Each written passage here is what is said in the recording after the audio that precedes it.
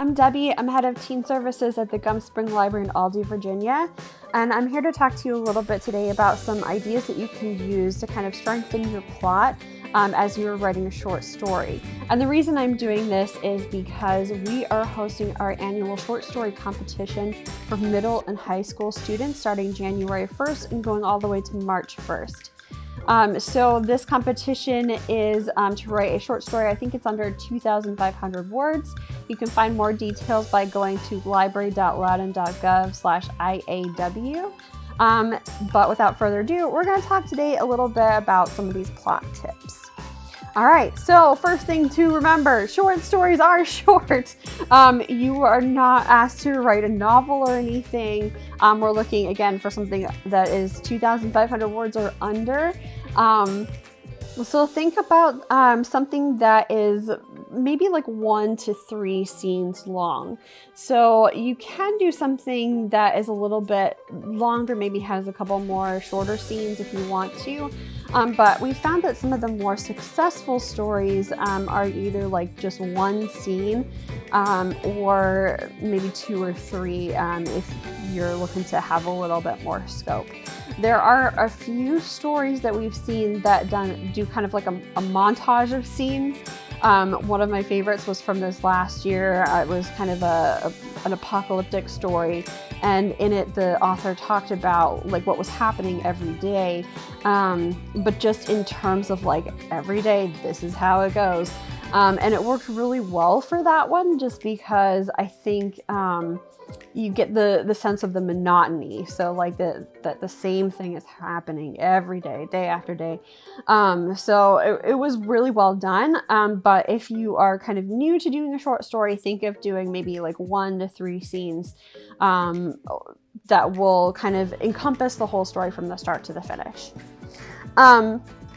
So if you are writing a novel and you wanted to submit like a piece of that is absolutely acceptable. We have had stories previously that won that were just a piece of a larger story. It is very tricky, I have to warn you. There was one that I specifically remember that was a sword fight between 2 women who were like masters of the blade, and it did like start with them starting this fight and then resolve with them finishing the fight. So just think about like how it's going to start, how that scene is going to start and then finish. So the plot can be a little bit open-ended. We don't know what happened after that sword fight, but it was still resolved. It worked really well together. So this is why like kind of a scene, thinking of it as a scene, it works really well. And I'd recommend, if you're thinking of it as a scene, maybe think of it as either the second scene in your book or the second to last scene in your book. So what I mean by that, like a second scene would be maybe like 2 enemies decide to work together to rob a bank because they both really need money. So you don't have like that necessarily that action scene of them robbing the bank, but you would have that scene of them like kind of overcoming their differences in order to agree to work together. And so it can still be a little open-ended. You don't know if one of them is going to betray the other one, but you still have that resolution of them making that decision to work together. An example of like a second to last scene would be maybe after years of planning, like a military group finally overthrows a tyrant. So it does kind of like finish the story, but it's a little open-ended too. Like you don't know who's going to take the throne next. You don't know if it's going to become like if this nation's going to become a democracy. What is the plan for like what happens next? It can still be a little open-ended, but you have that scene of like this, years of planning happen, and then boom, this is the action scene. We're fighting against this bad guy, and then it ends like right when that defeat happens. So you still have that beginning, middle, and end. So one thing that you can do to kind of like help your story a little bit too is by giving it kind of a familiar circumstance or setting. So in the case of like the group overthrowing a tyrant, like that's a fairly common thing that happens, especially in like a dystopian novel. So you have that kind of like basic framework, but you decide what you want to do with all the specifics around it. So for example, like, is your tyrant a little girl with a teddy bear? You know, what is the thing that needs to be overthrown? Or in the case of something like a retold fairy tale, do you want to tell it from like a villain perspective? Or do you know, if you want to tell like a story that's similar to Harry Potter, like the whole magic rules and everything, that all of that is pretty creative, but the school piece is still something that's very familiar, the like having friends, fighting with your friends, that kind of thing. That's still a fairly familiar story.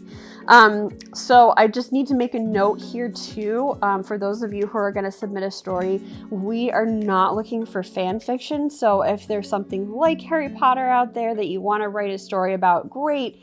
This is maybe not the place to do it, but you can absolutely write about your own magical school that you design like the rules for, and decide what you want to do with that. You can also take like a fairy tale and try to retell it. We don't consider that being unoriginal. It can be extremely original. If you think of something like Maleficent, you know, like that's an extremely original story of like a traditional fairy tale, but told from a different point of view, with a few twists in it. So try to be as original as possible with your world, but you can give something like a familiar setting, or in the case of something like Maleficent, even a fairly familiar plot. All right, next thing would be to kind of cut out a lot of your setup. So I know a lot of times when we're starting to write a story, we want to describe the world as much as possible, or at least I do. But in this case, for a short story, you're going to want to cut right down to your scene, like the scene that you want to do, or the couple of scenes that you want to do. So for example, you could say, let's go with the idea of a magical school. So if you're saying, oh, this city, Olea, is very beautiful, it's on a harbor, all of the buildings are made out of sandstone, the sun is always bright there, and there's magical university in that town. You can kind of cut that out a little bit for your short story. We don't need a ton of explanation. What you can do is kind of jump right into like that personal connection. So you can say, you know, Sana was such a good witch. All of her classes, she was like the best. She was a star witch. And then all of a sudden, a competitor showed up that was starting to overtake her. So what does she do next? So that's just an example of like something that you could do for that. All right, and last piece is show, don't tell. I don't know if you've heard this advice before, but it's a pretty common piece of advice for people who are writing either like stories, so like you know, even film, TV, but also, you know, regular stories. Is show, don't tell. So an example of telling would be saying something like, Casey was really tired when she came home. An example of showing that would be like, Casey stumbled home. Her head was filled with thoughts of her fluffy bed. So think of that one, gives you a few more words, I think. So, you know, if you're trying to cut down, there's probably something you can do to make it a little bit shorter even than that, but it allows you to get into the moment a little bit more. All right, well, thank you so much for watching this video. I hope this is helpful to you. If it's not, that's fine. Like, go ahead and write what's in your heart. If you have an idea for a story that kind of breaks the rules, go ahead and break it. All of these are just tips for what we've seen about stories that are fairly successful for It's All Right. But we have definitely had stories that break every single one of these rules. So good luck, be creative, have fun, and we are really, really looking forward to reading your stories. If you have any questions, feel free to contact your local Loudoun County Public Library. You can also check out the website for It's All Right at library.loudoun.gov/IAW. That stands for It's All Right. So thank you so much. We'll see you later. Bye.